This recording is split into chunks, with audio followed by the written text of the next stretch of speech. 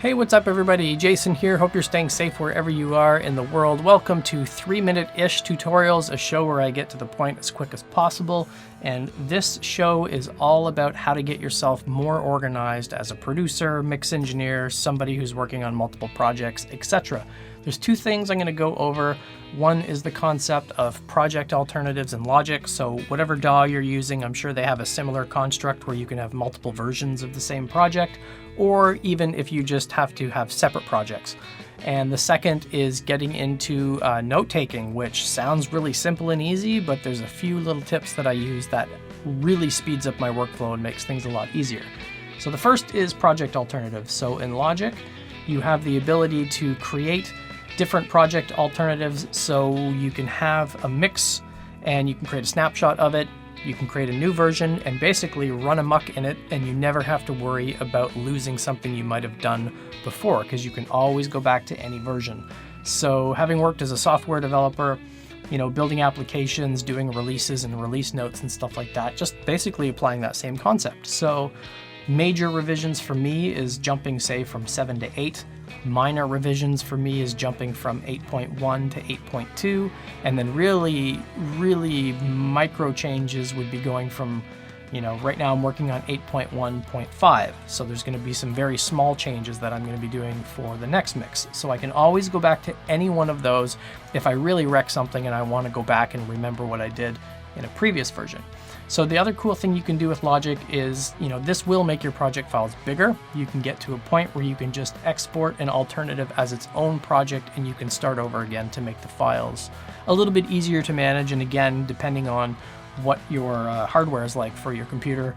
I've got a 2017 MacBook Pro, so it runs out of steam pretty fast. So I'm kind of limited with the number of alternatives I can have, but I can have at least 10 or 12 in there before things start to get a little bit too messy.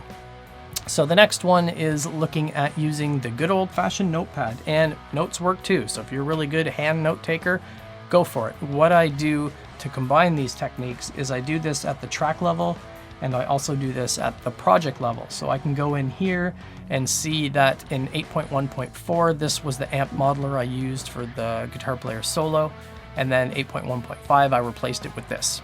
Exported both, dumped it into our WhatsApp chat. The guitar player said, I like that one better. I can go back here and go, okay, he's talking about 8.1.5, so I'm going to keep that plugin and use that one. Project level, things get a little more interesting. So this is just like release notes in software. So I've got my version number here. I've got the bullet points about what I did for that specific version. And then down here, this was the most recent release of the song that I did. So here's the things that I did. Here's the listening notes.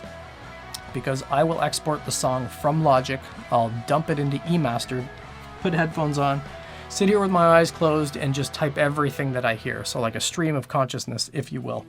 And the bass player, my bass player James actually does that too, which is fantastic. So I'll dump something into WhatsApp, he'll put on earbuds, he'll listen to it and give me a live review of it at the same time.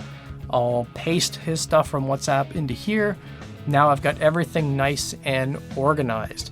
So I hope you enjoyed this short tutorial. I know this isn't a really fun or sexy topic to talk about. It's much funner to talk about hardware and gear and plugins and how to EQ and compress all these awesome things and get big sound.